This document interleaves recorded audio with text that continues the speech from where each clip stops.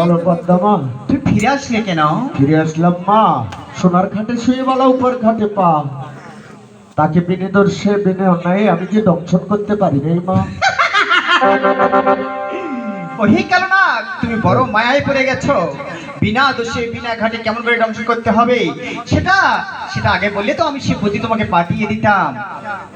এই তো আমি তোমাকে বুদ্ধি পাঠিয়ে দিচ্ছি, তারপরে গিয়ে তুমি দংশন করো। এই তো এই তো দেখছি আমার বাম হস্তের ময়লা।